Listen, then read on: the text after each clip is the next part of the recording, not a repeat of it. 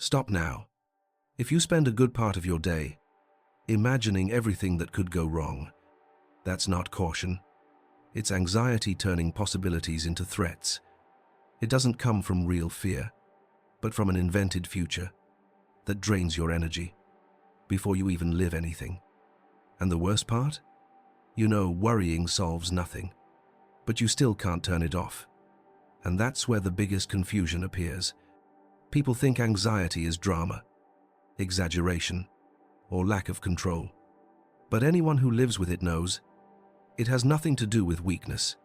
Anxiety is a collapse of possibilities inside the mind, an invisible pressure between everything you could be and everything you fear becoming. It's not about the real future. It's about the imagined future. It's not about a concrete danger. It's about the feeling of losing control over your own life.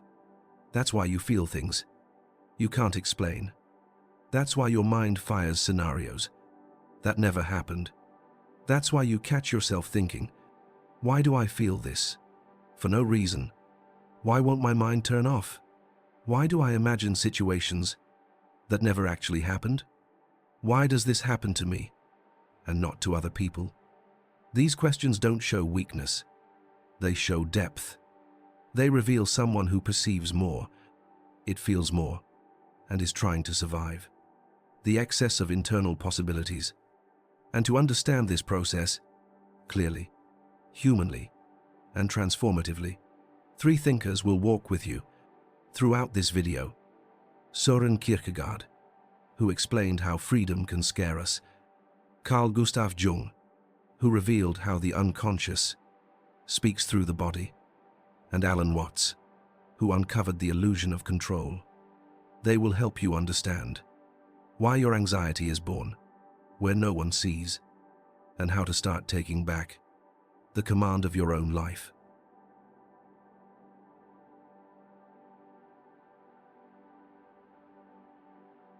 Most people imagine that anxiety appears because there is some hidden fear, but it also arises when life offers too many possibilities.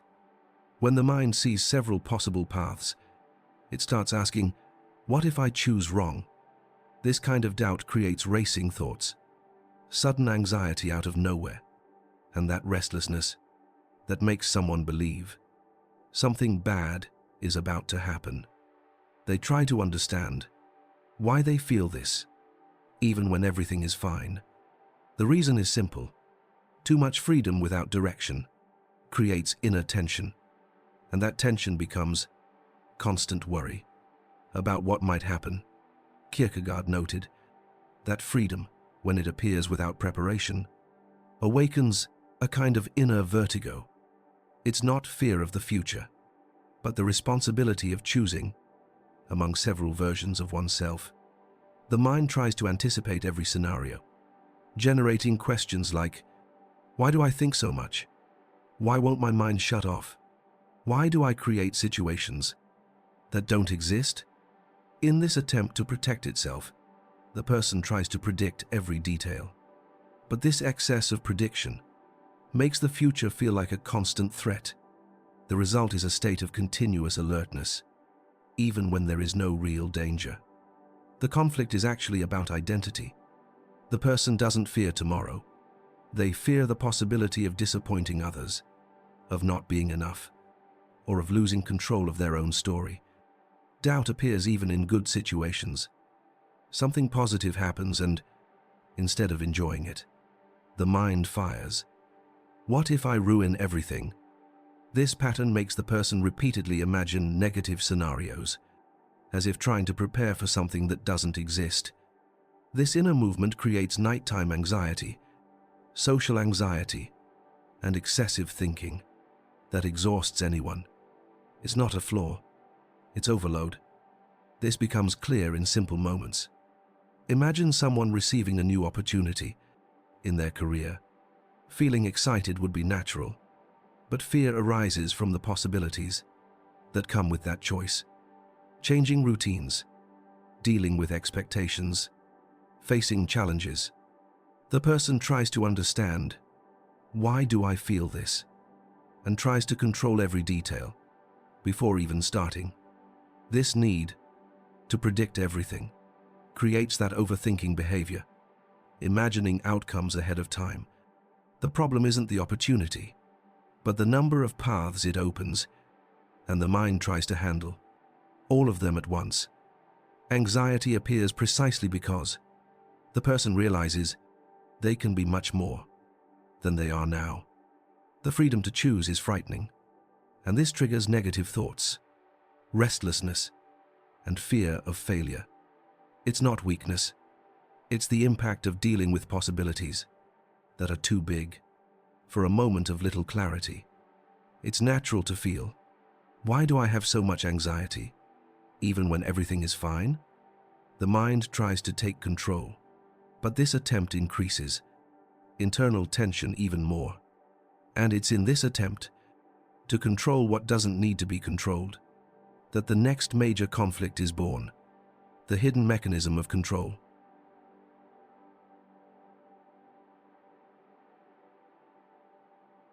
Anxiety is a state of alertness that appears when the mind senses that something may slip out of control, even when nothing is happening.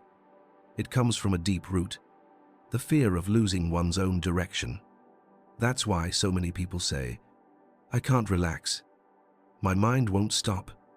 It feels like I need to predict everything. The person feels that if they don't anticipate problems, something bad might happen. This creates a constant effort to monitor the future, and the more they try to protect themselves, the greater the feeling of being overwhelmed. It is the beginning of a cycle that drains emotional energy without the person noticing. When the mind feels it is not in command, it tries to compensate by creating strategies, hypotheses, and predictions. This is how racing thoughts emerge, along with the fear of making mistakes and the sense that any uncertainty can turn into a threat. Alan Watts remarked that anxiety arises when we believe we can control what, by nature, has never been in our hands. The person starts interpreting every possibility as a risk, and in this process, they turn simple setbacks into huge problems. The more they try to dominate everything, the more they become a hostage of their own fear of the future. To understand this mechanism, you only need to observe how some people deal with unexpected events, a delay, an unanswered message, a plan that changes, and instantly the mind starts creating negative explanations. It imagines the worst in an attempt to self-protect, as if predicting bad scenarios could ensure safety. This triggers questions like, why do I think so much? Why does my body react before I understand what's happening? This search for absolute safety feeds the cycle of anxiety, and without noticing, the person begins to live in constant internal vigilance. In relationships, this pattern intensifies. Someone with social anxiety tries to control how they will be seen, what they will say, how others will react. The person rehearses conversations, practices responses, and tries to predict others' expressions. This effort exhausts them before they even leave the house. At night, the mind revisits everything it tried to control during the day. It reviews words, recreates scenes, corrects situations that never happened. This is how the feeling of my mind won't shut off arises, because the brain is trying to guarantee a kind of safety that simply doesn't exist. The deep root of this mechanism is the same: the fear of dealing with the unexpected. Control becomes an attempt to avoid any feeling of vulnerability, but the future does not follow scripts, and this puts the person in constant conflict with reality. They fear tomorrow, fear failure, fear disappointing others, all fueled by this impossible attempt to predict everything. And when the mind realizes it cannot control what it wants, a new overload appears, carrying imagined futures as if they were real.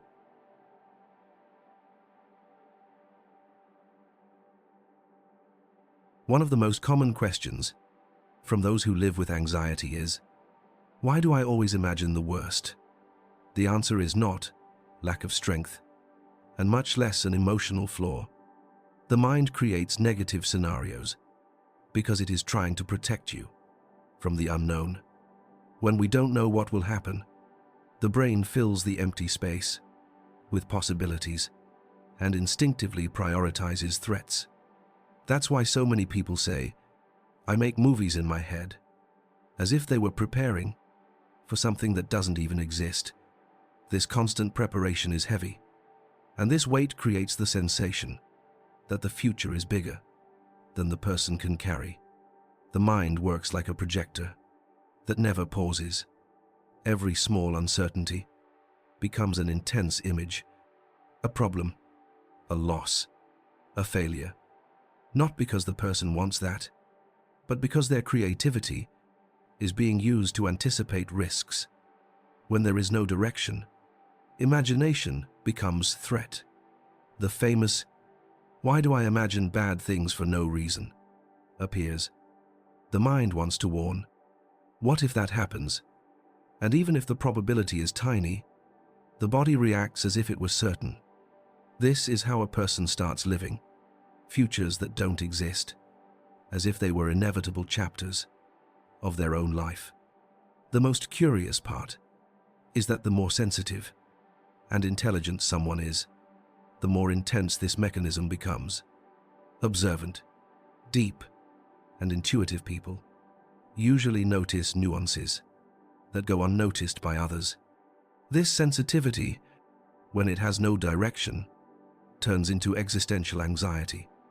The person picks up subtle signals and builds complex scenarios from them. This explains why so many say, I overthink too much. I feel something bad is going to happen. My mind creates situations that never happened. It's not exaggeration. It's an excess of possibilities inside a mind that sees too far. This process also explains why many people feel anxiety at night. When distractions fade, the mind finally has space to project everything that piled up during the day. This is when it reviews conversations, imagines outcomes, creates dramatic hypotheses for simple situations. The person lies down to rest, but the mind starts working, as if trying to save tomorrow. And this makes the reason for exhaustion clear. It's not the day that tires you out. It's the futures you try to avoid before they even happen. The problem is that living while carrying negative possibilities makes any movement difficult. The person avoids decisions, postpones choices, blames themselves for overthinking, and begins to believe there is something wrong with them, but there isn't.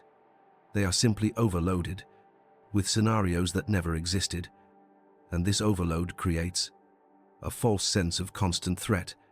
When this builds up, it's no longer just the mind working. The body begins to react too.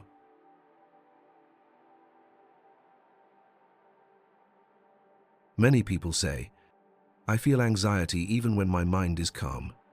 And this seems contradictory, but it isn't. The body stores experiences that the mind prefers to ignore. Carl Gustav Jung observed that the unconscious does not forget what a person tried to suppress. That's why sometimes the body reacts before thought. It anticipates, as if trying to warn about something not yet understood. This is why the heart races, breathing becomes shallow, or fear appears out of nowhere. It's not exaggeration. It's emotional memory that never found space to be acknowledged. When someone spends a long time avoiding difficult emotions, the body takes responsibility for signaling what was swallowed throughout life. A person may believe they're fine, but a small trigger, a tone of voice, a memory, a familiar situation is enough for the body to react. This explains phrases like, my body reacts before I understand, or it feels like something bad is going to happen for no reason. It's not lack of control. It's old accumulation, trying to express itself. The body speaks when the mind refuses to listen. Many grow up learning to be strong, to avoid conflict, to hide sadness. This habit creates a storage of emotions kept somewhere, and that place is the body. Over time, these repressions form patterns: constant tension, internal vigilance, a sense of danger, even when nothing is happening. This is when anxiety seems to come out of nowhere. There is nothing magical about it. These are unresolved experiences, manifesting through sensations the body tries to complete, stories left open in the past. A simple example: someone who spent years being criticized may feel their heart race when receiving a compliment, not because the compliment is threatening, but because the body learned to associate exposure with pain. This triggers thoughts like fear of losing control, or why do I feel this? The answer is not in the present. It lies in what was lived before, but never processed. That's why a neutral situation can trigger intense reactions. The body recognizes patterns faster than the mind and acts before reasoning appears. Understanding this changes everything. Anxiety doesn't come only from exaggerated thoughts. It also arises from the history the body carries. When a person understands this, they begin to see their reactions not as failures, but as messages. Physical sensations stop being enemies and become clues. But at the same time, this awareness reveals another important layer. If the body holds memories, what exists behind those memories? What deep fear hides at the root of all this?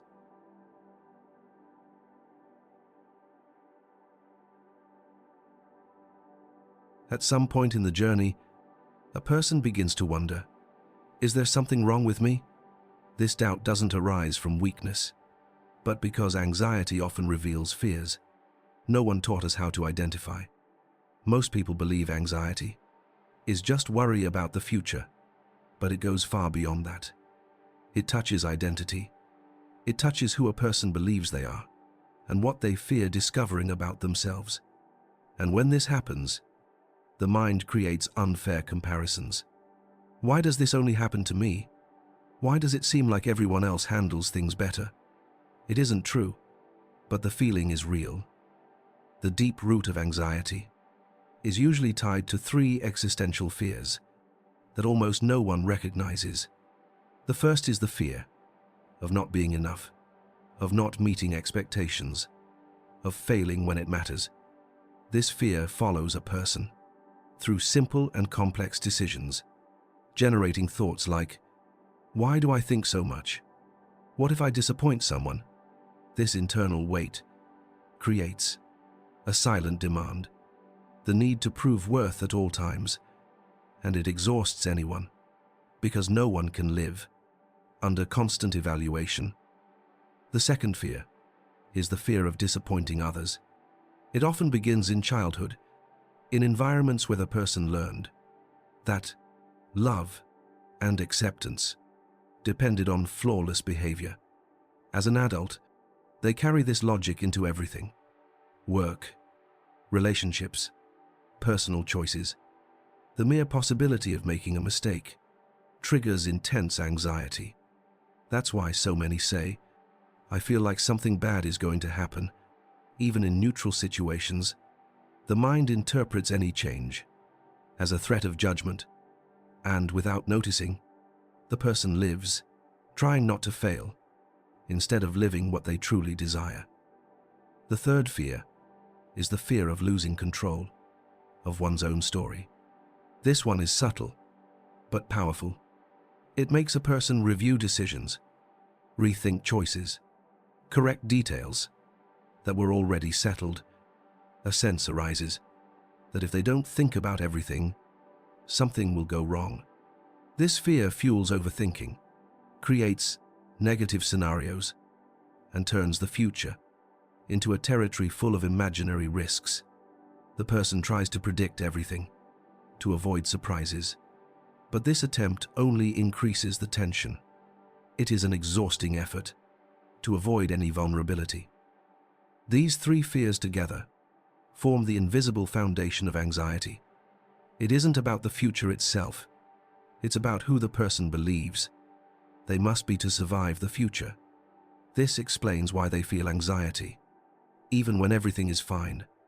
Anxiety isn't warning about tomorrow. It's revealing an internal conflict about identity, worth, and direction. And when this deep root is recognized, something important happens. The real possibility of liberation emerges.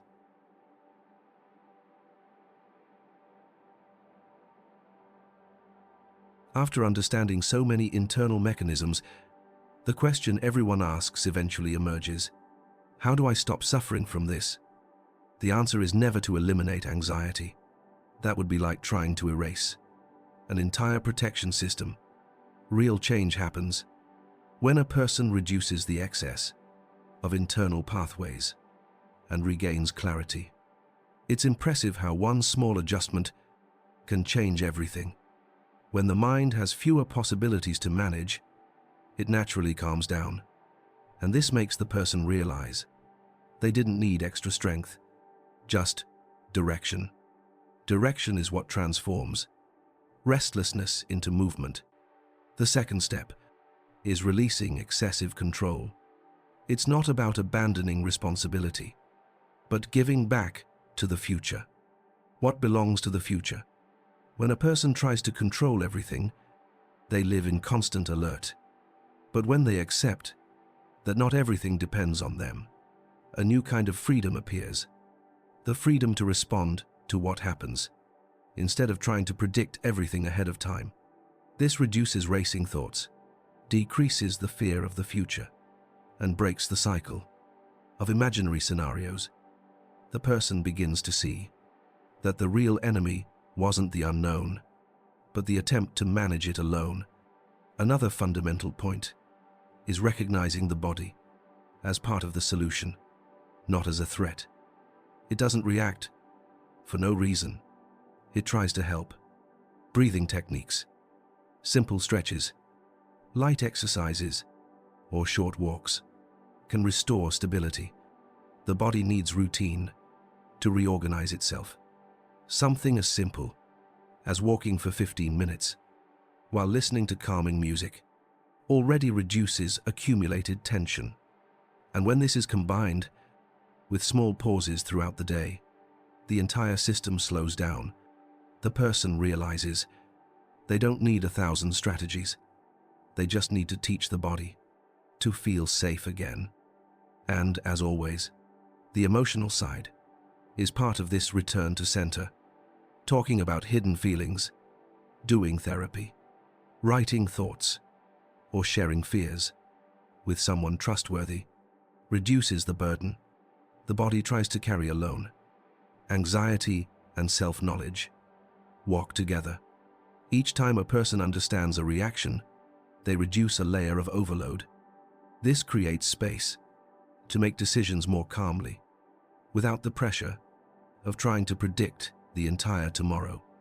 When emotions find a name, fear loses strength, and this recognition opens space for a new kind of courage. Over time, the person realizes they don't need to eliminate anything, just reorganize. Fewer pathways, less control, less hurry, more direction, more awareness, more gentleness with their own limitations. It is in this balance that true liberation is born, not because anxiety disappears, but because it stops being in command. And when the person begins to feel this, a question naturally arises: if I can free myself from this cycle, what else can I transform in my life?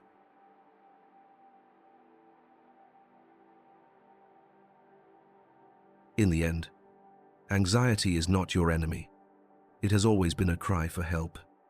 Every racing thought, every strange sensation, every fear that appears out of nowhere.